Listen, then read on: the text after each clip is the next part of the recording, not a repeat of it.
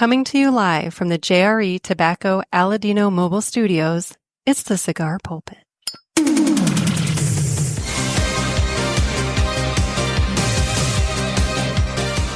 Hello, everybody, and welcome to another sermon from the Cigar Pulpit. I'm the Bishop of the Burn, Nick, and today I am going to be joined by René Castañeda, president of Villiger Cigars North America, and we are going to be catching up. It's been a minute since I've had a chat with René, and we're going to talk all about their new cigar, the Villiger 1888 San Andreas, and we're going to catch up about, what's been going on with the company and everything else, and quite frankly, for those of you who are just sick and tired of hearing me talk about the World Cup, well, too bad, because I do know that René has been watching it, and I don't get a lot of opportunities to have a conversation with somebody else who is watching it and enthusiastic about it, so be prepared that that's going to happen. So anyway, I'm going to jump right into it, and I will catch you guys on the other side. And I'm joined today by René Castañeda of Villiger Cigars. Buddy, how the hell have you been? Man, I'm doing well. I just came back yesterday from Nicaragua. I was concerned because last time that I was supposed to connect with you, I was coming back from Dominican Republic and my flight was canceled. So I felt good when I realized that I was on time, that I got back to Miami to be able to connect today. Man, I'm doing well. So good to see you, brother. Good to see you. Yeah, no, I'll be honest. I was watching your Instagram story and seeing all your pictures from the factory in Nicaragua. And I'm sitting there going like, okay, is he calling from Nicaragua or is he calling from his office? Either way, I'm like, is this going to happen? And so, yeah, but no, this works out well. I try to be back for the weekends at least.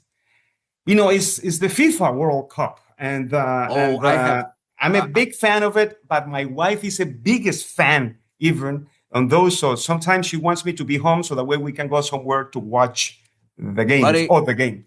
Buddy, we're going to circle back to that in the Villiger Entertainment Report because, so as a guy, I don't know what happened. I don't know how I fell into it. I don't know how I got into it.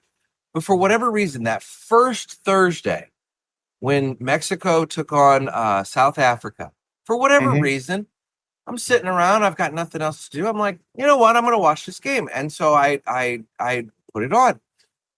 And by the end of the day, between that game and then it was, who was it? It was have a chart, for God's sake. This is what I'm saying. Korea and who was that? Whoever CZE is, I don't know. Some of these abbreviations, I don't know. By the end of the day, I was like, I'm into this. And I have been, I spent that whole first weekend watching like all day, smoking cigars. No, that's the reason that one of the main reasons that we decided let's record this early because at 4:30, I think is today's game. Yep. And my wife asked me, make sure that you're back home so that way we can go somewhere to watch the game. I was going to say, we've got two of them today between England, Norway, and Argentina and Switzerland. So Yes, sir. Which I have to ask you about the Switzerland-Colombia game when we get to this.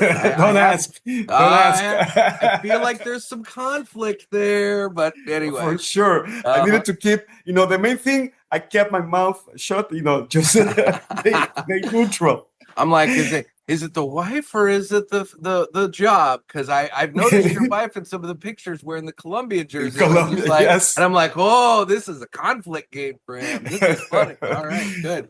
How about if we light up a cigar? I was just about to say the same thing. So we have your new Villiger 1888 San Andreas here. Tell me about this cigar, buddy.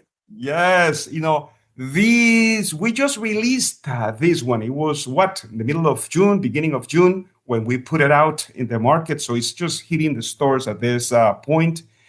We're talking about what is it? We have on the 1888 that we try to handle as our main brand. We have an Villiger 1888 Dominican Republic, which is a mild cigar. We had the Villiger 1888 Nicaragua, but it was a medium body. I think that last year, the PulpitFest, that was the one that we were all smoking. Yep. And we hope that this year for the PulpitFest, we'll be smoking this baby. Medium to full This is rich, tasty, complex. There is a lot of flavor notes on this one, But the main thing is that it's medium to full. It's not overwhelming nicotine power type of cigar, but it's a lot of flavor into the cigar, a lot of personality. Well, let's smoke one. And there you are. It's time to cut the cigar. And the official cutting is brought to you by 2guyscigars.com. That's the number 2guyscigars.com. Two Guys have been around for over 40 years, and they are the trusted name in the cigar industry. Everybody knows Two Guys, but if you don't, please give them a try. You won't be sorry. Family owned and operated, 2guyscigars.com does the very best to provide a great selection, fair prices, and excellent customer service. So head on over to 2guyscigars.com for your next cigar purchase. Tell them that the Cigar Pulpit sent you. And remember, that's the number 2guyscigars.com. All right, so we're going to get this guy cut. And this is my first cigar of the day, so which is a good way to start. Yeah, mine too. And, perfect timing. It's good one. The only part that I missed before we start the show was to put an espresso on it, but we're good. We're good. Too much coffee. I have already two, since this morning. You have yours. I'm prepped and ready. I was down to the wire. Don't get me wrong. I was down to the wire getting it going there, but I did manage to get that brewed and ready for this so that I would have it to go along with cigars. So, buddy, let's just start at the beginning. So what's been going on this year? I feel like there's been a lot. I mean, how do I put this? I feel like this has probably been a pretty big transition year for you, for the company, for everything going on. Let me give you because it was a rough end of 25. Yeah. What I mean rough is because things were pretty much out of especially my control. And the name of that is tariffs. Yes. As you know, a large portion of our portfolio are machine-made cigars. And we are the only company that makes cigars in Switzerland when it comes to the machine-made cigars. That being said, 40% of our sales are our Swiss machine-made cigars, and Switzerland was hit with 39% tariffs. And we had them for 5 months at 39, and finally it was negotiated to 15%. Keep in mind, before it was 3% before all this started. So it went to 39, and then it went down to 15 by the end of the year. So we had a rough second semester last year because, it's machine-made cigar. It's not that we can increase the prices to cover all the tariff because if we do that, there's not a lot of fat on the bone with that. No, not at all. And you will price yourself out of the market. So we bet on the fact, let's even lose money on these cigars to continue the presence of the cigars in the market, and counting on the negotiations between Switzerland and the White House to get them to a decent level, which finally happened. You see, we were talking before we started the show about perspective. 15% sounds good or great when it was 39. We were at 3%. Yeah, it's not great in comparison to 3. Yeah. Yes. And then at the beginning of the year, I was like, okay, I need to make decisions because this is not the end of the game. There is more to come with this tariff. So we made some decisions, and the strongest and the most difficult one was not to be at the PCA. Yeah. Mainly because of that. These are things that I do not have any control over. And I had to make the decision early in the game because I needed to give an answer to the PCA by the end of January. And then the Supreme Court took down the tariff, and then it went to 10%. And I received an email yesterday that July 24th is the end of the 10%. But the White House wants to put more to Swiss than 10%, so we don't even know. But that was the foundation for the decision of not to be at the PCA. It really affected us because, when you make cigars in Nicaragua, let's say, or in Dominican Republic, today is 10%, before was 15%. Dominican Republic went from nothing to now 10%. Nicaragua went from nothing to 15 to now 10%. I mean, the rest of the cigar brands have to go to the same thing. So pretty much we all level up, to cover that cost. The Switzerland part of our equation was unique to us. So that was a real challenge. Well, and I'm sorry, not to interrupt, but you also had the Nicaragua issue, because correct me if I'm wrong, there was a period of time where it was looking like Nicaragua, unrelated to the tariffs. It was something it was a trade thing, United States trade thing. Yes, that you guys could have been looking at like 100% tariff out of Nicaragua. And it was almost like 2 months working with the CAA, Cigar Association of America, with Cigar Rights of America, and the PCA, lobbying on that to secure, even in that case, 50 to be able to survive, because it was 100%. So there has been a lot of turmoil with the tariff. And I'm sure we will see a little bit more of that one after July the 24th, when it's the end of the 10% that it was accepted, at the beginning of the year. So let's see what happened on that one. But yes, it was a difficult transition, all these tariffs, because we really couldn't plan 6 months ahead of the game, because we didn't know what was going to happen. For sure. So, and as I told you, with the machine-made cigars, even at that point, I was looking at two alternatives. It's either we're going to get to a good place with the negotiations, or I need to start looking to manufacture these Swiss cigars in the Dominican Republic, which we started looking into that option. And just in case, we're still exploring that, option of making those cigars in the Dominican Republic. Also because just so that everybody knows, when you're talking about that, you're talking about like the exports. Yes, the exports. Yes, the exports, and some of the other ones, which I told you that represents about 40% of our sales. We sell a ton of that. Yeah. We sell a ton of that. That's one of our. Even on the premium machine-made cigars, that's the best-selling premium machine-made cigar, even in the U.S. Not only worldwide, but in the U.S.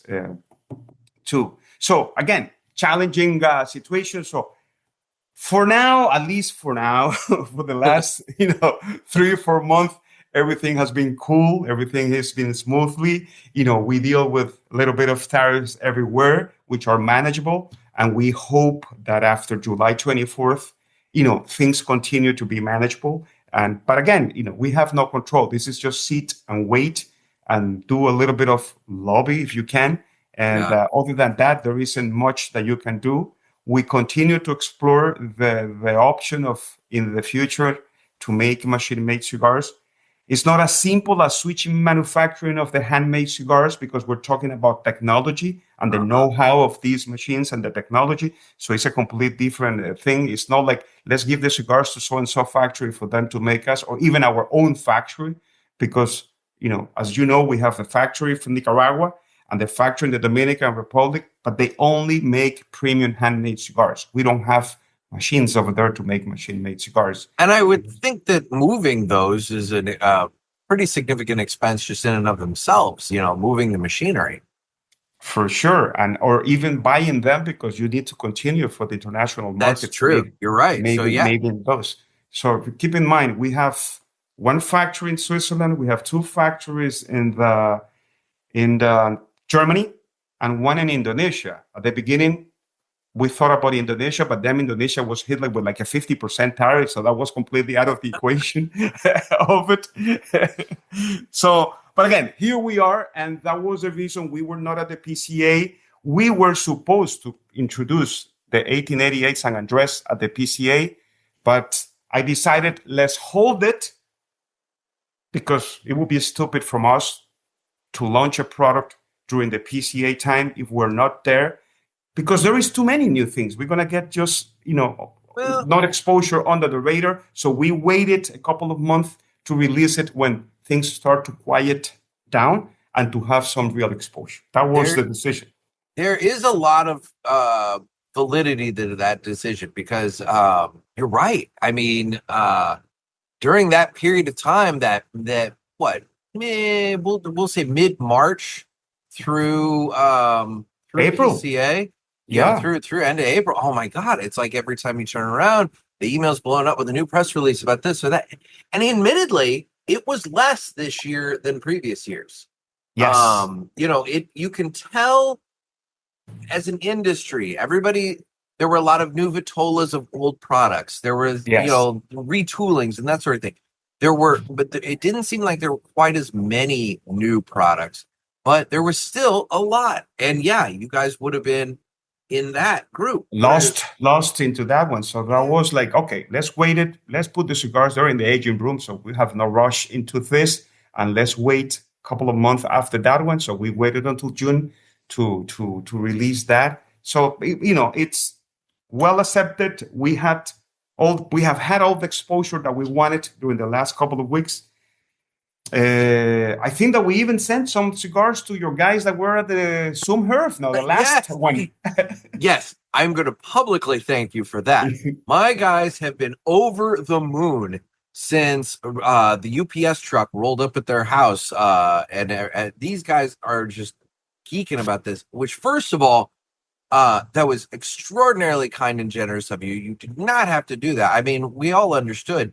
It's not like I told everybody. It was kind of a surprise. I was kind of telling, like, you never know who's going to be on the Herf, that kind of thing.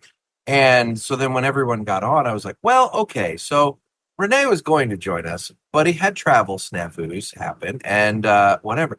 But they were so excited with that box. You guys just crushed it with that. So thank you so much for sending that to them. They were yes, and excited. As you know, either we do it right or we don't do it. Yeah, you did it right. And here's the thing. And I'm not saying that every company should be doing blah blah blah blah blah, but for what it's worth, it's a lot of goodwill. And also, my God, I'm seeing your cigars all over my social media feed from all these people putting up, look what I got, and they're smoking it. And hell, just yesterday, I'll show you this. Just yesterday, I got this picture texted to me saying, gorgeous wrapper. He was out on his patio just yesterday smoking that, watching the World Cup. And it's like, nice. There you go. So like. No, but that was the idea. We wanted to, add a little bit more to just sending cigars, but to do, what the marketing people call the wow effect. Let me send you a nice presentation. At the end of the day, it's just 3 cigars, but they're well-presented 3 cigars. Hey, no, it was very well presented. So thank you so much for that. No, our pleasure. And that was nice of your guys that they are acknowledging, sending me messages and posting in social media, because that's the best way to show appreciation to us, is to show it that you're smoking our cigars. One guy actually said, because you had included your business card in the package, one guy said, like, I can't believe he gave me his contact information. And I'm like, oh, Lord. I'm like, I can't either, to be honest. But yeah. There's just one rule on my phone. If I don't know your number, trust me, I don't answer the phone.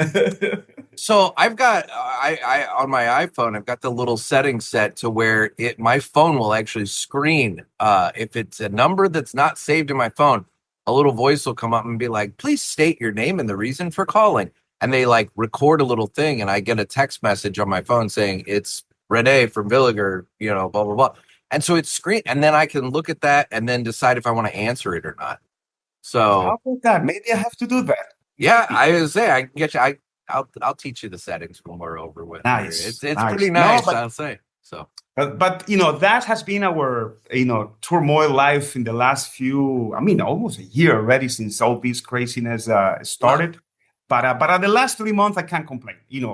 We're sort of like back to normal. Well, but see, okay, that's only in my opinion, that's only half the story, because let's be real. August of last year, PulpitFest, you were not able to make it because of the unfortunate passing of Mr. Villiger. Yes. So you have all these external things going on with the tariffs and everything, but internally, you guys have had some. You've had some change taking place internally as well, and that I'm not saying it was. I don't know. I'm not saying that it was difficult, but it had to have been different, and it is some level of figuring it out. Listen, it has been different. It has been challenging, mainly because now it was sort of like a soft transition because Mr. Villiger started giving the direction of the company to his daughter, Corina Villiger. But Corina Villiger is a medical doctor, so she sort of like took the reins of the company, but at the same time looking for a new CEO because like, I don't have the expertise to run this company. Yeah. I'm a medical doctor. I know that I like cigars. I enjoy cigars. I've been part of this company all my life. I grew up with my father, doing this business, but that doesn't mean that I know. So she had that. I mean, she was humble enough to acknowledge, like, I don't have the expertise to run this monster. So we need to look for somebody. So also at the beginning of, so the first 6 months, it was that transition of she was restructuring the company. And then, to find the right CEO that he started just about a month ago. Yeah. Actually, he's coming to Miami in a week or so. So I'm going to meet the guy over here because he wants to, tour all the facilities of the company. So we're going to meet first in the Dominican Republic, then we come to Miami, and then we go to Nicaragua. So you're right. Besides all these external things, some internal changes because it was a change of guard, and naturally, there's changes and people leaving, people coming, some structural changes in the company. So, and I'm assuming, and I just expect that more changes will come now that we have a new CEO. Yeah. He's just getting to know the company and to know the people and to know the team. I'm expecting more changes will come between now and the end of the year, or maybe now and another year. It will be the normal transition type of thing when you have a new head of the company to tweak a little bit over here, strong changes over there, and the direction that he wants to give to the Villiger company, the Villiger group. Well, things seem to be going okay, though. I mean, I haven't heard anything otherwise. I mean, obviously you're putting out, product and everything seems to be settling well because, I mean, let's be real, Mr. Villiger obviously left some big shoes to be filled. And so I could see where, it could have been a very tumultuous time, for everybody just to kind of figure everything out. Because when you got a guy like that, I mean, obviously, maybe in the later years, maybe less so, but I know, for my business, for a lot of businesses that I know the owners and everything, they do stuff that people don't even realize is being done. And then when they're gone, then suddenly it's like, well, wait a minute, who did this? Oh, he did that. And then you start realizing just how much other little stuff. So, I mean, I'm sure there had to have been a percentage of that Mr. Villiger was up to. That was... Listen, absolutely. Yeah. Listen, we even had some projects that we're planning to put in the market by the end of the year or maybe next year. That it was the last projects that I was working. And I say because usually when it's on the premium side, I was the one working close to him to develop these things that I wasn't sure. Okay, what do we do now? Who do I have to check on these? Because it's not, I have a little bit more of autonomy when it's products are exclusive for the U.S. market. But when it's a global brand, of course, it's a team effort. Yeah. But my team before was Mr. Villiger and a couple of the other guys. And Mr. Villiger is not there. And some of the other guys are not even in the company anymore. So I was like, okay, what do we do now? Yeah. Am I doing this by myself? What's going on? So, yeah. So it's that. Mr. Villiger was a legend. He was running the company for maybe the last 50 years. Yeah. He was the brand. He was the man. He was a legend. He was everywhere. And he has his way of doing things. And now, we're transitioning to the new, let's say, era of the company. So, I think it has been quite a smooth transition. I have no complaints about it. The transition has been quite smooth. And I think good things will come. Mr. Villiger left a good structure for the company to continue to work, flourish, and work for the future. And especially good structure for the company not to be sold. There you go. That's a good thing. I was going to make a joke, but I'm going to leave it alone there because I don't know who you're working with. But anyway, so yeah. So well, very good. So yes. So let's so we touched on the 1888 San Andreas, and the rollout on that's been going well. PCA, yeah, that was a logical decision on your part. I understand why that is. So now we're here at in July. We got the back half of the year. What is going on with Villiger in the back half of the year that we can talk about? Actually, I was at the factory working on the projects for 27 in Nicaragua, and also because we're going to release for the first time a Villiger TAA that is made at our factory. You might remember that the last 5 years that we have done a TAA, we have always looked out for a different partner, Ernesto Perez Carrillo, Hochi Blanco, Aganorsa, to make the TAA cigar for us. But now, after 4 years of having this factory, I think that we now have, what I would call the flavor identity that we can explore more and expose more to the consumers. So that TAA is going to be also into the medium to full body cigar. The cigars were made at the beginning of the year. I was just smoking them after 4 or 5 months of aging, and the plan is to release them on October at the TAA. The TAA this year is going to be for the people that don't know, the TAA is the Tobacconist Association of America convention. This is a group of like 80 retailers, one of the traditional oldest retailers in the U.S. Are part of this. So every year we have a convention / small trade show for them. So the board of the TAA select a few companies to present the TAA exclusive products, and we were selected as one of those for this year. And this year we're gonna have that one. That will be the next release. But in between that, I think, and we haven't made any announcement of that, but we will release another brand in the fall, because that was the last project that Mr. Villiger was working on. And we did a pre-release in Germany, but it's going to be presented in Dortmund, the Tobacco Fair.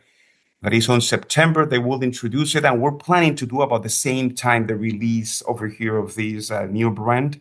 I'll give you the name at least. There is San Martin. And San Martin, think about this. It's named after Jose de San Martin. You know that I'm a history nerd type of thing. Oh, I know. Yeah.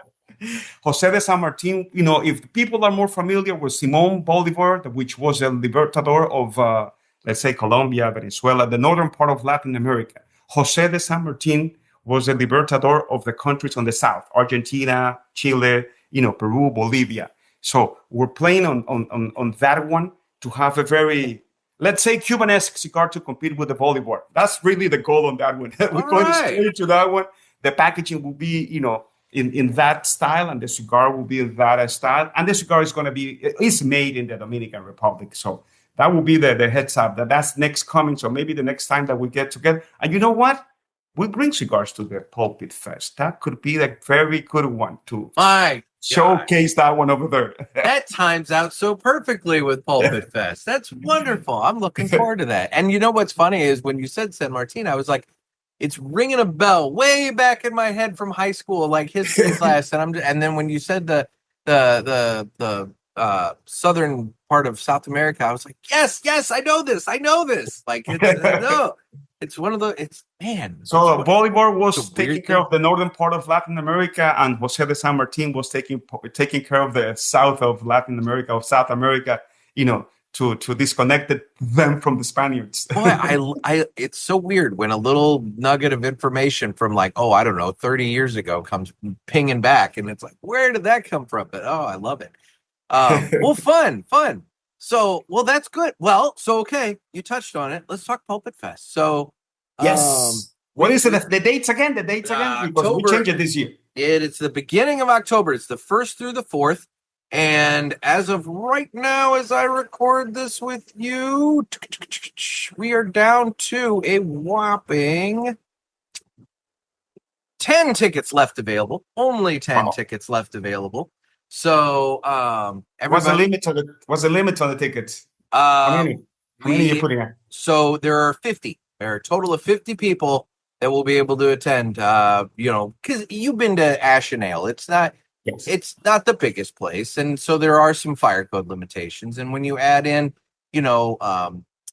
myself and vendors and Ken's staff and everything like that, we bump that fire code limit pretty quick, and so we have the 20 VIPs, we have the 30 general admission, and that's just the way that goes. And it's going to be a lot of fun, but yeah, so no, we've got that rocking and rolling. And I'm assuming your dad is coming, because that's one of the main reasons that I'm coming down is to go and meet your dad. My dad is, well, what's funny is you're one of the main reasons he's coming down to meet you. So no, that works out well. But yeah, no, he's coming, and no, it's gonna be a great time. We've got some fun people lined up. The parishioners, look, I understand that the economy is tight right now. You and I were talking before the show about the cost of plane tickets and how airline tickets are just outrageous these days. Hotels are out of control these days as well. I mean, it's just everything is expensive. So it makes me so incredibly happy to look at this list of names here from everybody, to see all these people coming from, and they're all coming from far away. I mean, like there are very few people from Florida as I'm looking at this list. I mean, there's maybe. No, you should be grateful and happy, because they're expensive. 2 guys coming, not one, but 2 different guys coming from Canada this year. I mean, like, we're even international with it. It's wonderful. So I'm deeply looking forward to this. It's going to be a really great time, and I'm glad. Have you started working on any ideas, any new additions, any new things to spice it up? We're going to have the Cigar Olympics. Okay. Everybody's going to be an athlete, and we're going to have full slate of games. I've had games in the past, the long ash, and you remember that. But we're getting organized with this. Like, there's one that I've been toying with. And I need and I've been experimenting with it, because in the garage I've done the butane lighter, but I've been trying to use the matches to get the match. Because you get a little bit nicer flavor, I think, off the cigar sometimes when you do that versus the butane or whatever. I don't know. It's a softer flame, and it's nicer, I think. So one of the games that I'm toying with is to get those big long barbecue ones, and we're going to do a relay race. We're going to have teams. Light that up. Somebody can light their cigar with the big barbecue match. Pass that match to the next guy. How many cigars can we light off of one big barbecue match? And just that's now, cool. Look, it could completely fail. We could have it to where one cigar gets lit, and when it passes, it goes out. I don't know. So this is why I'm experimenting prior, but we'll see. It's fun. It's fun. And that's the thing. It's all fun. Last year we did the blind cutting contest. I brought blindfolds for everybody, and everybody had a guillotine cutter, and I gave them all a cigar. And it's like, okay, try to cut the cigar as best you can without actually seeing it. And the look on your face tells me that you think it was as much of a disaster as I thought it was going to be. People did really well, surprisingly. Yeah, it was kind of surprising how. And now this is where I put it on. I think Hector and Trey Mac from Aladino were my judges, and so they had to judge. Look at them and determine, and they had to judge and determine who had the best cut. But believe it or not, it wasn't nobody lost a finger. I was happy about that. There were no fingertips, no injuries taking place. Everybody managed to get through it with no injuries. So I'm glad. But so we're gonna have fun. We're gonna do a lot of that. Looking forward to it, because it's a good time. It's fun. It's relaxed. It's not like there is no pressure of anything. You're just chilling, smoking cigars, and BSing around the whole weekend. Pretty much that's the name of the game. That's it. And and it's a nice time for everybody to kind of just get together and chat. But at the same time, what I like about it, and this is something I keep emphasizing to everybody on the show here, because I know that the budgets are tight, but everybody here has a role to play. You guys support me and the show. you also, and in turn, we are selling your product to Ken. Mhm. Ken then turns around and sells it to the consumers, and the consumers, yeah, they're getting an awesome time. They're getting a party. They're getting, swag and this and that and ever. But at the same time, the bit of responsibility on them is, hey, we're asking you to buy some cigars from Ken, support the Yeah, shop, and in turn the absolutely. manufacturers. So, I everybody seems to get that, and I hope that continues this Man, year. at least in the last couple of years, that has been, everybody got, that is straightforward. Like, okay, listen, we're here to have fun, but it's to support the business to make sure that this could work in the future. That's as Yeah. simple as that. I mean, I know for a fact, 2 years ago when we had it at Ken's place the first time, we set all sorts of sales records for him for that weekend. That was his best weekend ever, best day of sales in one day ever, that kind of thing. And I'm pretty sure last year we were right in the ballpark or we beat it. I can't remember off the top of my head. So, that's the thing. It's very beneficial to Ken.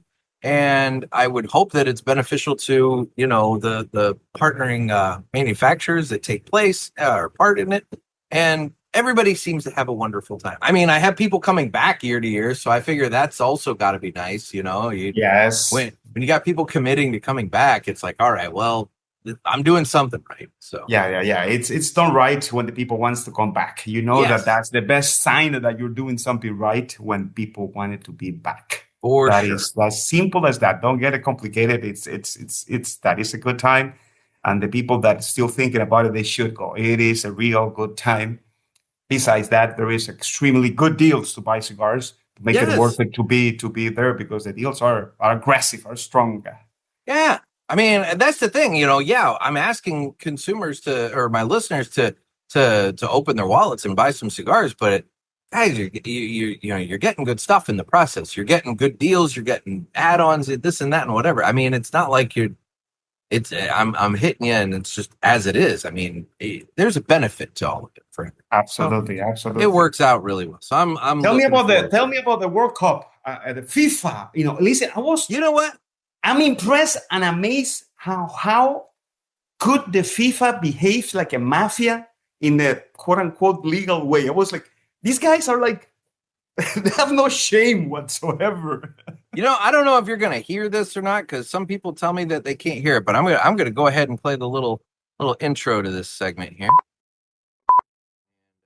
It's time for the Villiger Cigars Entertainment Report, brought to you by Villiger. Villiger Cigars, one of the leading cigar and cigarello manufacturers in the world, founded in 1888 and still family owned and operated. Head over to VilligerCigars.com and check the store locator to find a shop near you that carries them. We guarantee that Villiger Cigars will be a wonderful addition to your humidor and cigar rotation. I got to make sure I do that for no other reason than I can go back and add it later so that I have the time in there. So, Okay. All right. So, yes, World Cup. So you've been impressed at FIFA. I'm sorry. What, as a mafia, they what now?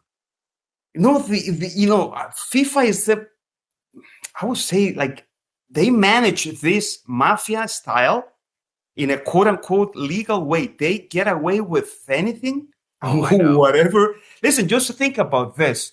This World Cup, they needed to have 3 small countries, Mexico, the US, and Canada, to do it. But the last one was Qatar. That is about the size of New Jersey. So, right? It's like, come on. Yeah. This is just stupid at this point. I can only think the amount of money that Qatar gave to FIFA to make it happen. Well, and where is it in 4 years? I don't even know. 4 years, they decided to do Portugal, Spain, and Morocco. Okay, that'll be fun. And because it's the 100 years of the World Cup, yeah, there's going to be a couple of games in Uruguay, Argentina, and Paraguay, because the first World Cup was played, I think it was in Argentina, Uruguay, or one of the countries. So ask me about that. I don't get it. So Portugal, Spain, and Morocco. Now they go with the 3 countries type of thing. Before in the past was always one country being the host of the World Cup. Now I'm assuming they need a couple of more billions of dollars.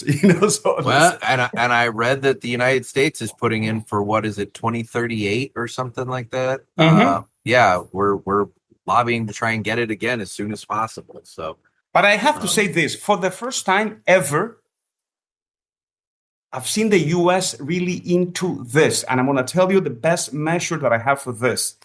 By my house is this beer house, German beer house, that is a destination in Miami to watch football, soccer. And I was talking to the owner when Germany was kicked out. Okay. And he told me, like, yeah, it's sad. Germany was kicked out because it's about 20 grand every time that they play because these Germans can drink. Yeah. So he said, but this year I have to give it to the U.S. Every time that the U.S. is playing, or now was playing, these people are drinking too. So now I replace the Germans with the Americans because there is a lot of people following the U.S. team. So they told me, like, René, it's not only the Mexicans, the Colombians, and the German drinking. The American people are drinking a lot too here at the beer house. Well, and that's important to note because, I talked in a recent episode about kind of the state of the cigar industry, but I touched on the fact that the liquor industry is down 40%, that liquor sales are not great these days, for a variety of reasons. And so, yeah, I mean, that's nice to hear for a guy that's, making a living selling some food and alcohol, that, his alcohol sales, at least during this. Yeah, he's just a sports bar, but he's on the German side. The owner is Austrian, I think. He's Austrian. Okay. So, but he is the main destination for watching football, soccer here in Miami. So it's impressive the amount of people that go to see this. But the surprise this year was when the U.S. team was playing, the amount of people that were there spending money, drinking, and smoking cigars. They only sell Villiger at that place, by the way. Oh, nice. We like them. Okay, good. So it has been quite interesting. I was traveling. The main challenge for me was when Colombia and Switzerland was playing. Yeah. I mean, first, let me go to the best game that I've seen. It was Argentina playing with Cabo Verde. And I'm at this game with my wife. And I remember the first question is my wife asking me, René, where is Cabo Verde? I said the same thing. Yeah.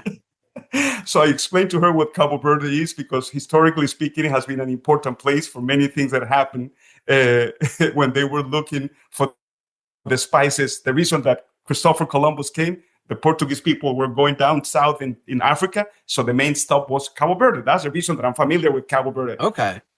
But the World Cup put these guys on the map. Now they 100%. Eliminated the visa for 95 countries because now everybody is aware like they exist. And it's these beautiful islands, and we should go over there and check them out. So I'm assuming the tourist, division over there or department must be happy as shit. Sorry for the word. Yeah, whatever. Yeah, no, I agree. Well, hell, I read an article the other day that I guess your MLS team down there in Miami is trying to get the goalie, and I'm thinking I'm thinking like. Isn't this guy like 40 years old? But apparently, like, whatever, it doesn't matter. They're trying. Listen, they play well the game of bringing people to the stadium by bringing all these stars to the game.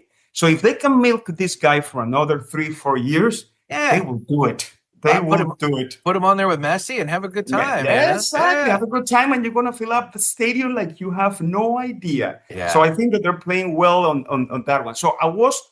By pure accident, I remember that I don't remember from where, but I landed. My wife told me, I want to go and watch a game. So we went to the beer house, and it was Argentina and Cabo Verde. Like, I could care less about Argentina, and I could care less about Cabo Verde. But I'm there, like, having a beer, why not, in the car. And then the game ended up being an amazing game. I had a blast, watching that one, to the point that I was rooting for Cabo Verde at the end. Like, yeah, this is my people. I'll tell you what, that one, and then the other game that I was really just like, what just happened here was just the other day. It was Argentina and Egypt. Oh yes, because my God, that was. I mean, like, it was bizarre. I'm watching this, and we're like 75 minutes into this game, and Egypt's up 2-0, and I'm thinking, all right, well, this is it. This is the end of the ride for Messi.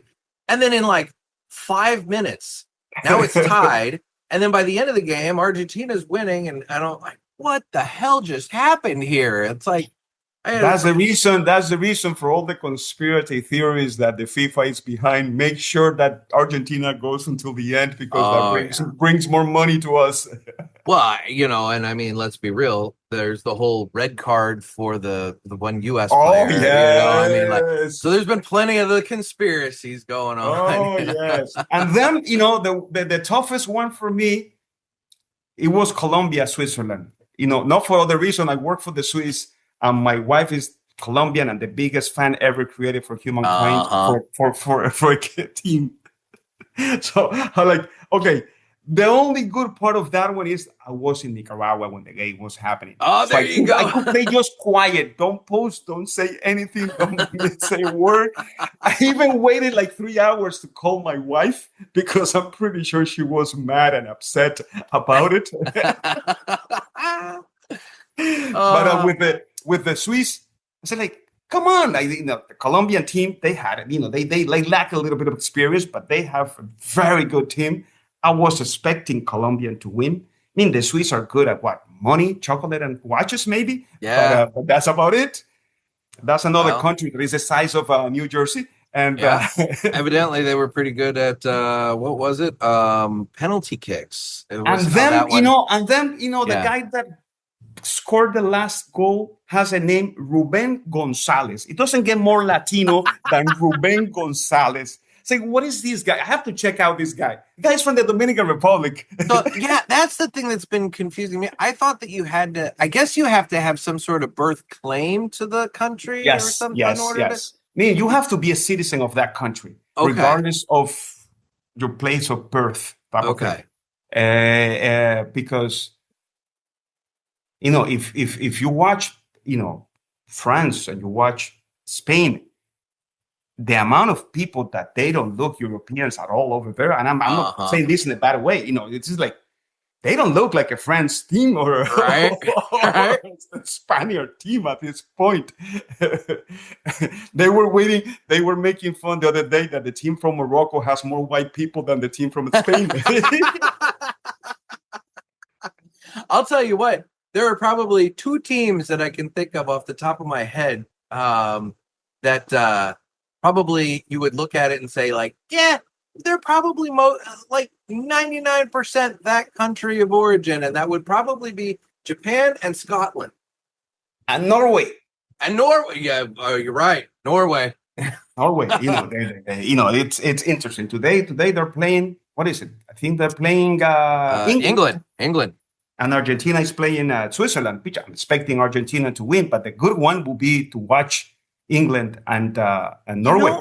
I'll say maybe, or I would expect Argentina to win, but Argentina's been pretty rough in the beginning part of the game. It seems like they figure it out at the end, So like Switzerland, I mean, if they can get a couple of goals off the front end, I mean, you never know, that could be a fight. But yeah, this FIFA World Cup has been, let me be politically correct, quite interesting. But you see a lot of weird shit happening there. This is mafia style to the max. I've loved it. I was not into football, soccer, for whoever's listening and they want to call it whatever.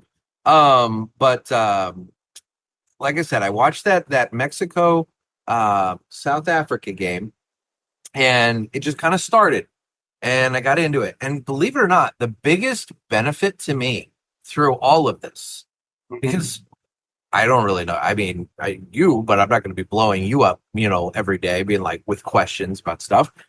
ChatGPT. I have been there's a thread in my ChatGPT. We are having a full-on conversation as if this, and it's replying to me as if it's my friend now. It's really kind of creepy. But I'm asking it questions about what is this? What is that? What is the hydration break? Oh, well, that's new and blah, blah, blah, and all that. And then, I'm talking to it about different games and what is this team like? What is that team like? And it's giving me suggestions for sports betting, which is kind of weird, and this and that and whatever. But like, And then it's like telling me like, well, if you like this, you might want to look into like the Premier League and it's like it's pushing it at me.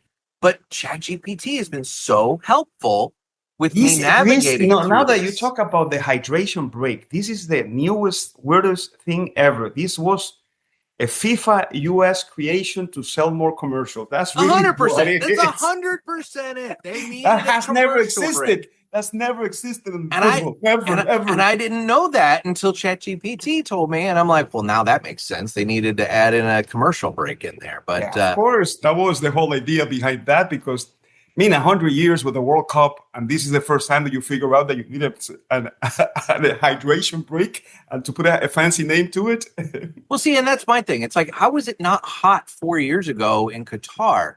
At the halfway because point. Qatar has enough money that for the first time ever, the World Cup was not played on the summer. It was played on November because it was Qatar. They couldn't have it during the summer like any other of the 100 years. Yeah, it was Qatar. Like, we could do it. We pay, but here's some extra little cash because we wanted to move it from the summer to November to be able to play in our country.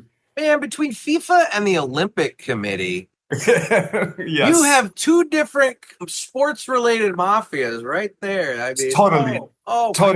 So think about that. It was even the date was even moved in Qatar to have it in Qatar. It's always on the summer, during the summer.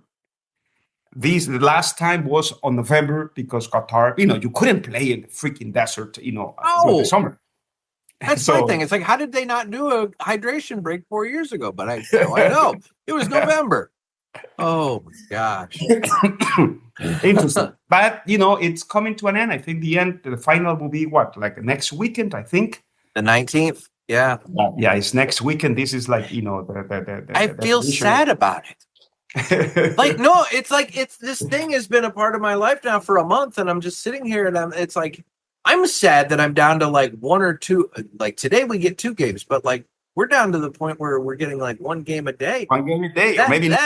That doesn't even feel right. It's like, what happened to the day when I had like 3 games a day going? And then my God, then the group play was ending and we had like 4 games a day during that week. And I'm like, this is great. It's like nonstop. I mean, I had like on my TV here, the Fox One app, they had the dual screen thing going to where you had both games at the same time going and you could flip between.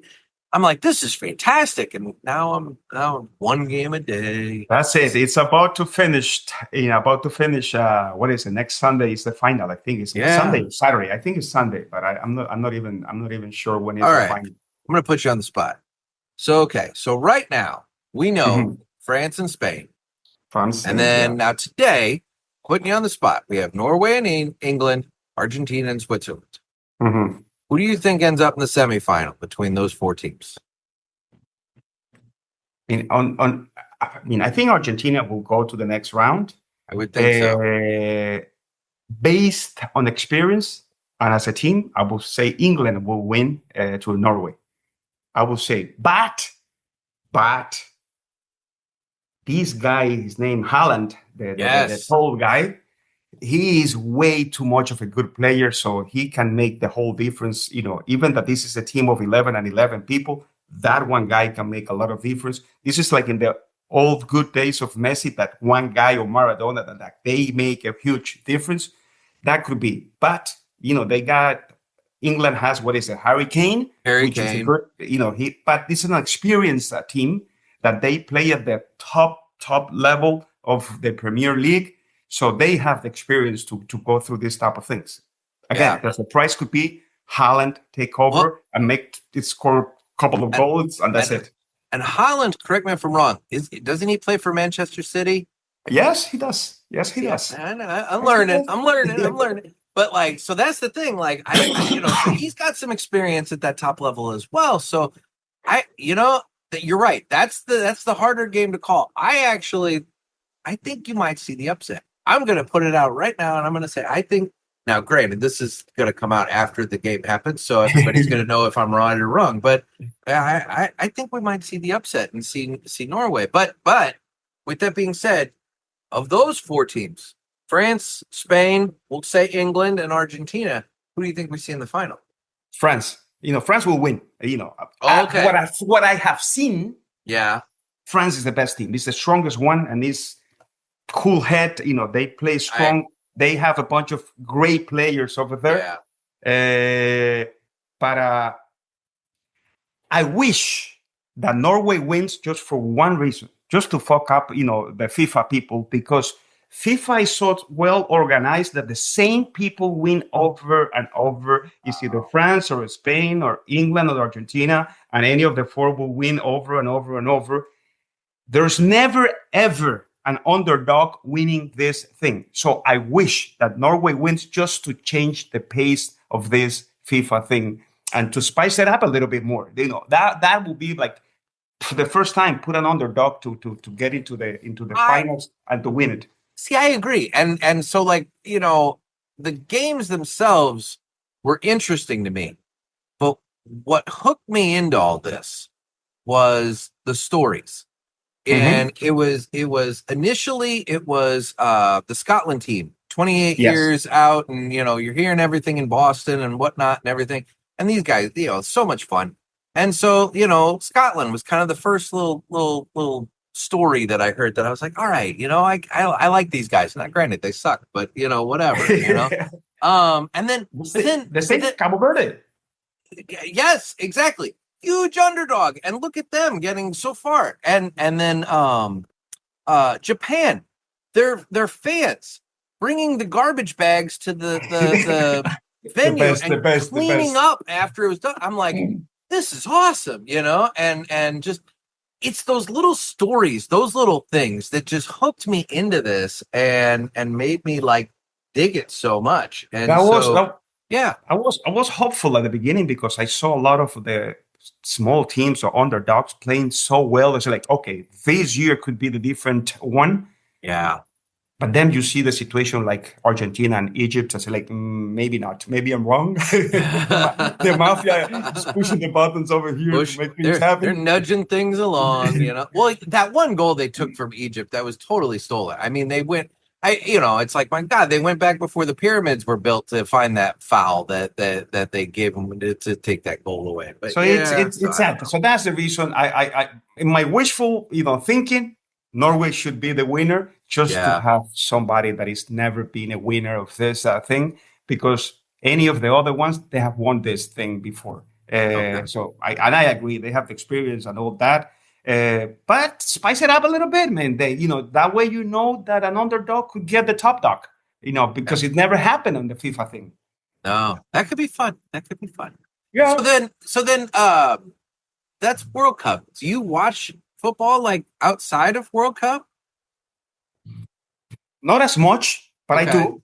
Not as much, but I do, because remember, in between you have every 2 years the Copa America, that is the equivalent of the World Cup, but just with the people from South America and the US and all that. I'm learning all this. And they have, and also you have the European Cup, that is the European teams into this one. And I think it was last year that you had the African Cup too. So the different continents, they have their own little thing going on. And I follow some teams like the Premier League and the Paris Saint-Germain in France. And of course, the Spaniards one, the Barcelona, the Madrids, and all of that. So I do follow. And I try, because usually the beginning of the season for these people are September, when we have the Intertabac Dortmund Fair. Okay. So sometimes I've been lucky that Dortmund opens up the league the weekend that we are there. So I try, if there is a game, I just go, because it's a complete different things. These Germans are stupid crazy about this. That is so much fun. That's cool.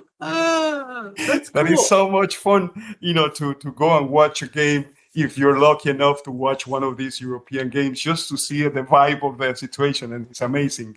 See, and that I think some of that has definitely translated to the United States with these Europeans and folks coming from other countries to the States to come and watch their teams. I mean, obviously Scotland, the Norway crew, England's got their crew that descended on Boston as well, and it's just Yes.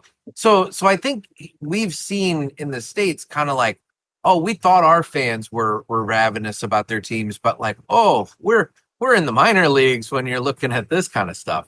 No, and even when you compare the money component of either the football here and soccer, this is like neighborhood play, compared to FIFA on the financials, like the amount of Yeah. people that watch this, the amount of people that go to the stadiums, and it's not just one Super Bowl game. This is like a whole month of a stadium after a stadium packed up with people. So you see the amount of money that goes into this is like out of freaking control. It's Oh yeah. nothing. And sometimes we think like, wow, look at the Super Bowl and the money. Like, no, no, no, no, no, no. Compare that to the FIFA thing, and this is a neighborhood game over here to be played compared to the FIFA World Cup. I was reading about Fox and the amount of money they've brought in from, viewership and advertising throughout all yes. this. I mean, it's been obscene. And I mean, the hydration breaks alone, were big money for Fox, Listen, I can bet you that the hydration breaks brought about the same money of the whole Super Bowl thing. Probably. And that's just the hydration breaks. That's not even before, after, and in the middle. It's crazy. It's absolutely nuts. Oh, but it's fun, and I'm glad that is becoming a relevant sport here in the U.S. because I think it's a great game to watch. It's a great thing. One of the things that I've been hearing on some of the sports shows the last week or so, since the United States lost to Belgium, I've been hearing more and more of this.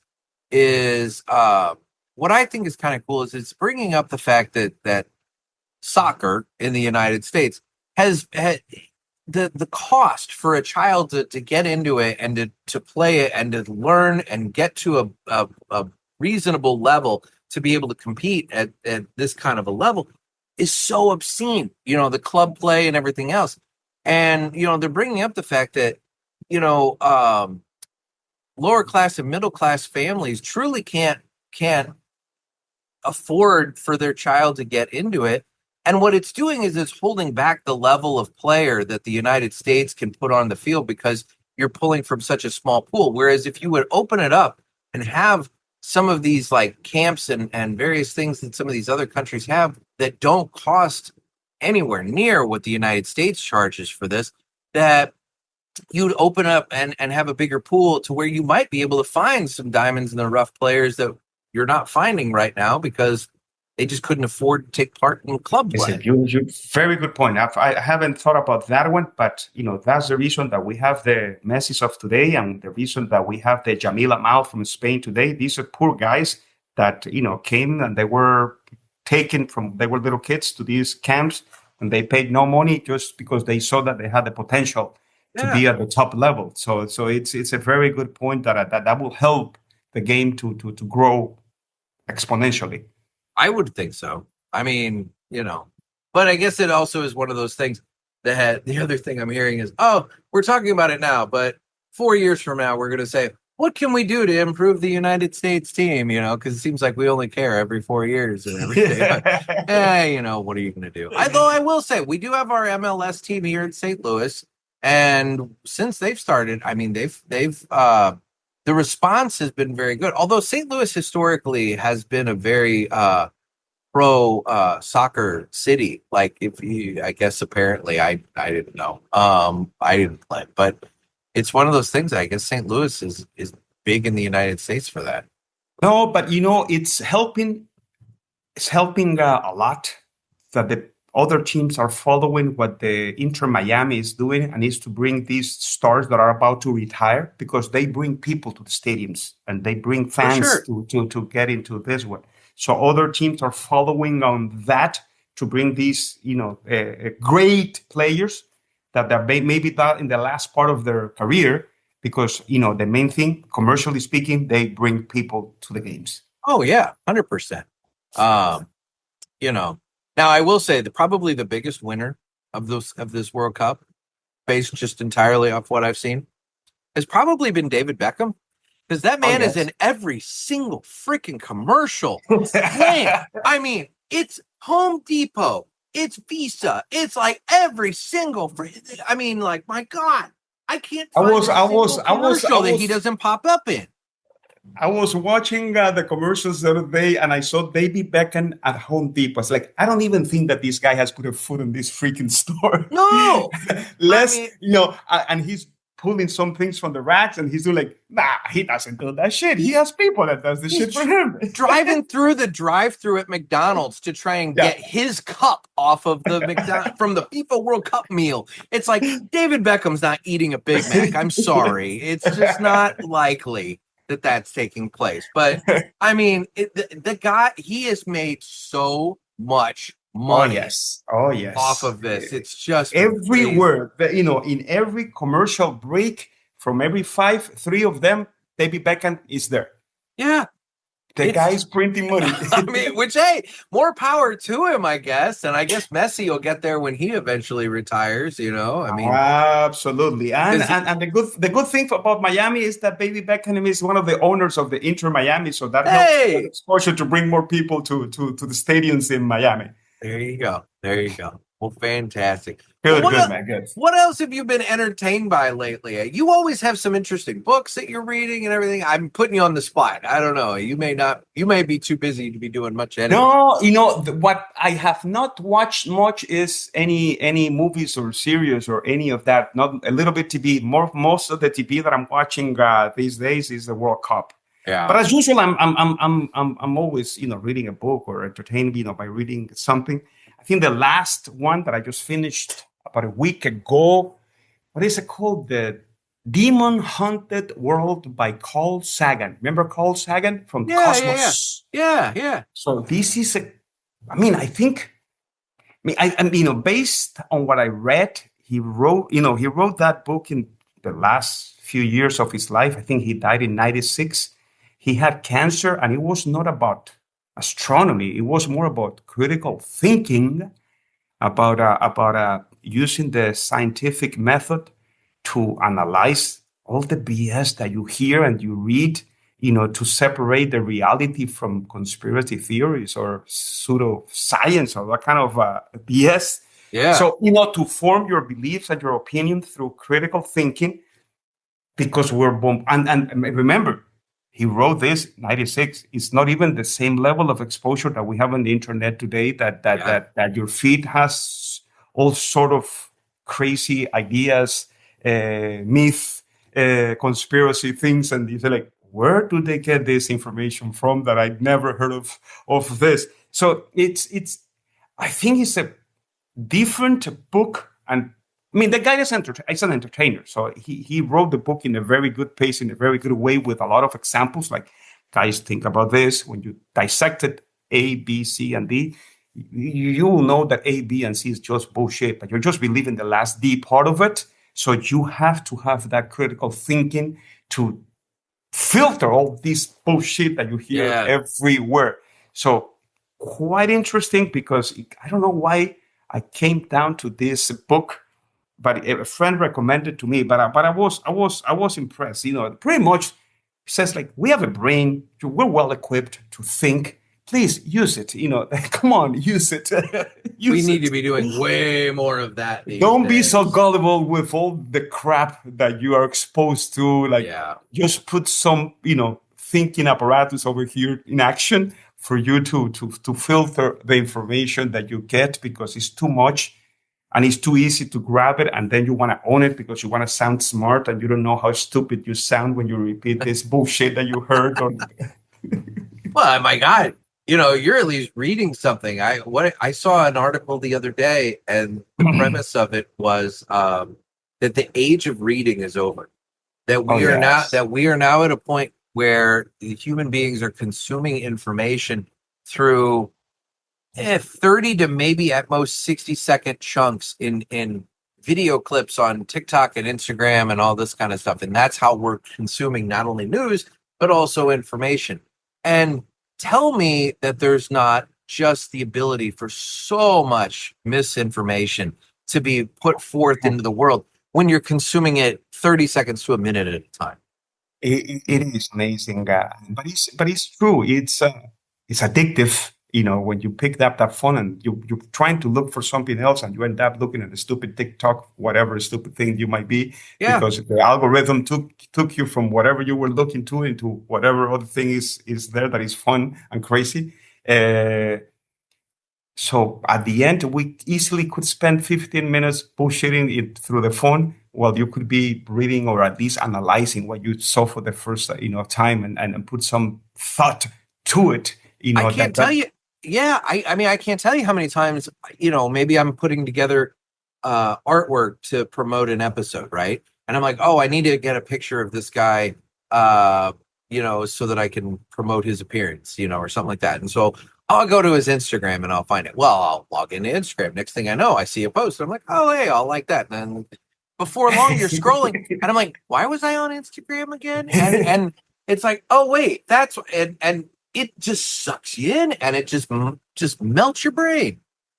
Totally. I'm impressed. I'm not a techie guy. I don't use too much my phone, but sometimes I'm grabbed by the phone, in a sense that, my main search these days, World Cup today. That's my main search, but that will take me like to 20 other things that they're not even related to the World Cup. my World Cup scores so far. That's helped me fill out my little chart, because I'll be watching the games, but then at the end of the day, I'm like, wait a minute, what happened earlier? So I have to go back and I got to check, scores so far so that it can tell me and I fill it in. Yeah, but that was, a great book, because you think about it, like, yeah, we can all become gullible with all the ideas and theories and myth and conspiracy theories out there that, some people are good enough to make them believable. They just put a little simple truth and the rest could be BS. And you're like, that makes sense. That makes sense. It's true. It's totally true. And the thing is, and I'm not going to suck you into this conversation because, you're probably going to sit there and be like, oh, no, let's not. But, how many of these conspiracy theories maybe have some nugget of truth to them after the Epstein files came out and we're suddenly finding this out and this, that. And it's like, okay, wait a minute. There's actually something to some of it. Anyway, so it's been a weird year for that. Yeah. Now it's like, what is true and what is, like all these years, I've been, I've been told this can't be possible, blah, blah, blah, blah, blah. And then, government documents coming out saying this, that, and the other. And it's like, aliens. Speaking of that, I was a while ago watching this thing, and it's not Ancient Aliens. It's in Netflix. It's a series, Ancient Apocalypse, something like that. It's an amazing production. The visuals of it is like, wow, they put some serious money behind this. Okay.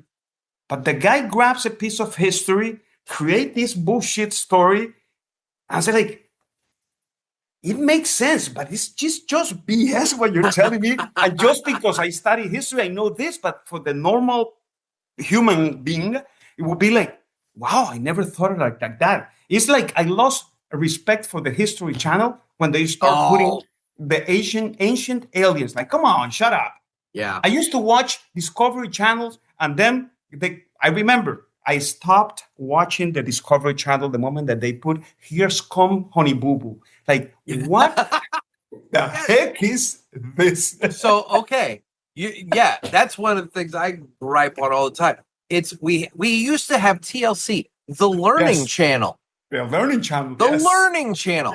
But now TLC is basically just a freak show, and it's like a circus tent. You've got the bearded ladies and the little people and the this and that and the 500-pound man, and it's like, oh my God, what have we done? Like, it's just so bizarre.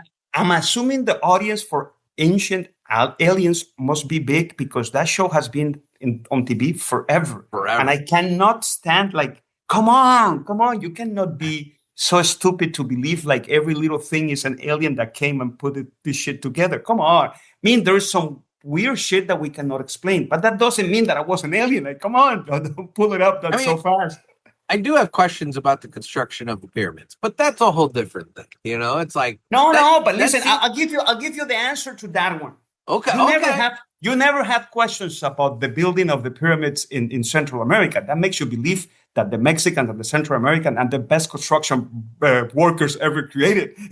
Oh, for sure. Oh, because they're as big and as fancy as the one in Egypt, and you doubt the ones from Egypt, but you don't doubt the ones from Central America, because you know that our people from Central America, great construction workers. You know, it's so funny. I just saw, going back to Instagram for a moment, I just saw a reel that basically said the same thing.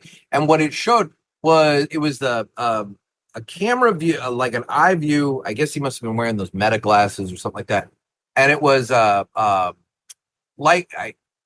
Spanish speaking. I can't say what country. So guy up on a roof, and he's putting the roof together. He's putting the wood on the roof, and he's yelling down to his guy on the ground. He's like measuring real quick to figure out the measurements of the board that he needs. He's yelling down to the guy on the ground. The ground kind of tosses up the board, and he's boom, boom, boom, boom, boom with the nail gun in there. And it's like, yeah, you know what? To your point, they can put a roof together like that, So yeah, that's my conspiracy theory. We never think about what happened with the Mayans and the Aztecs, that they built all these pyramids.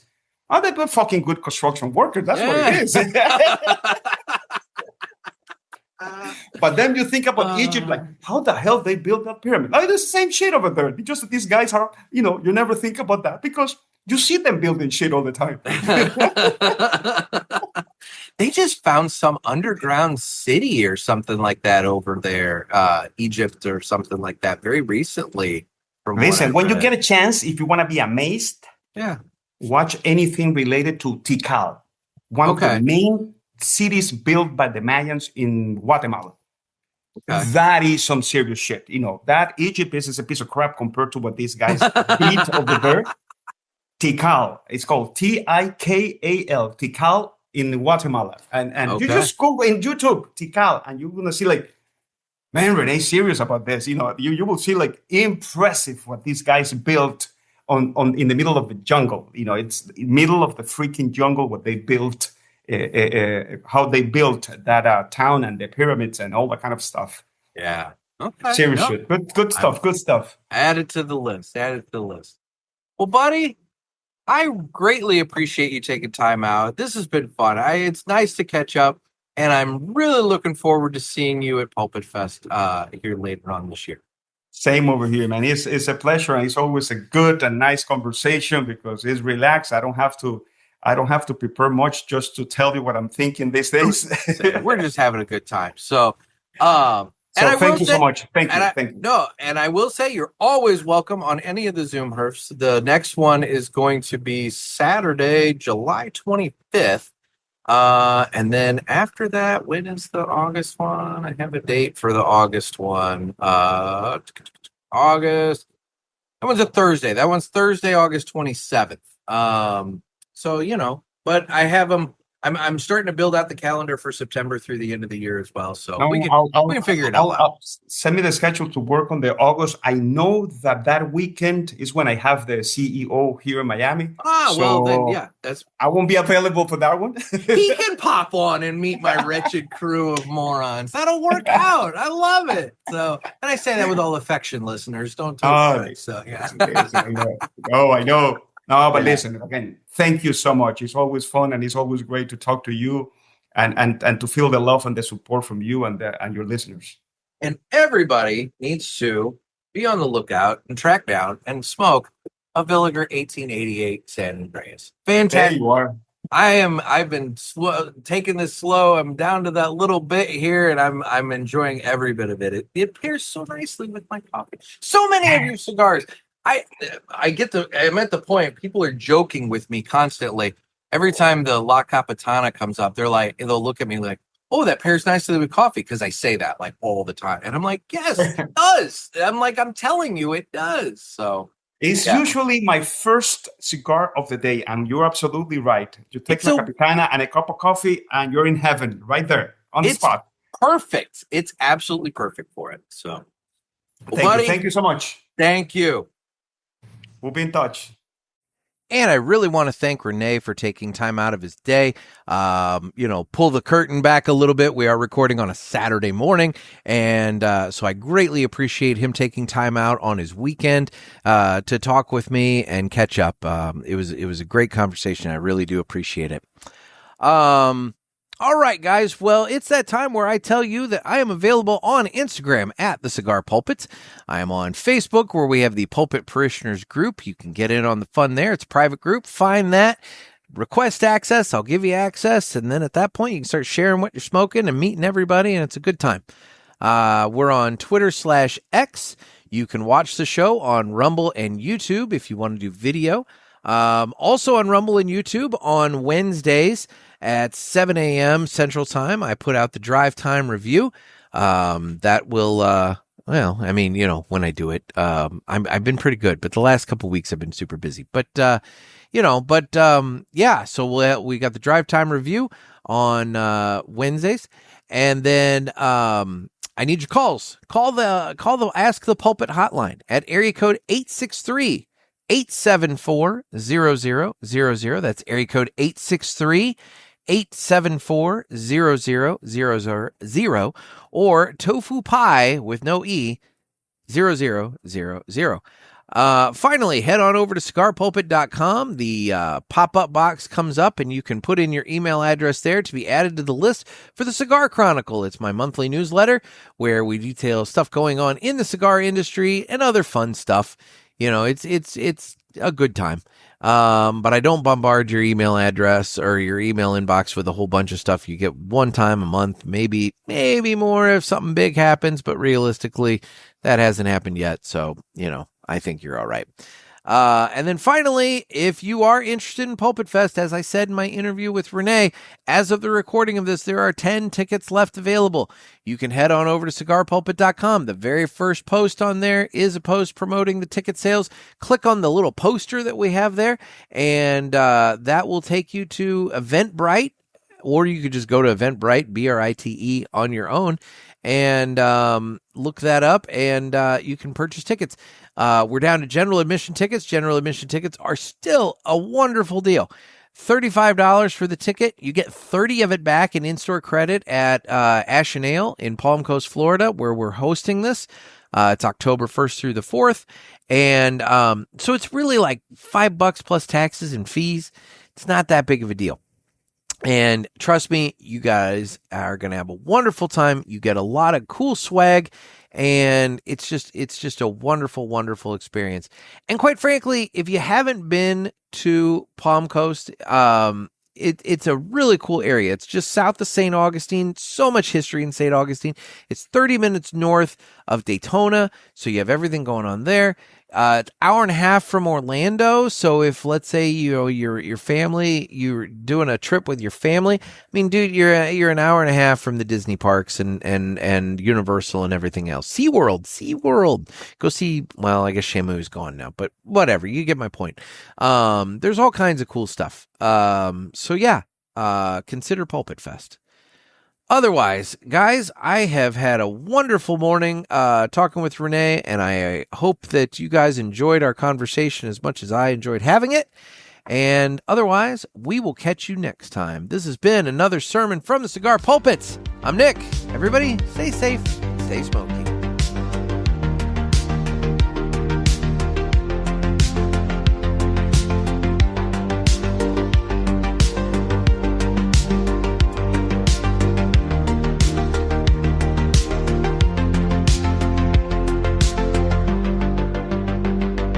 Take care, everyone.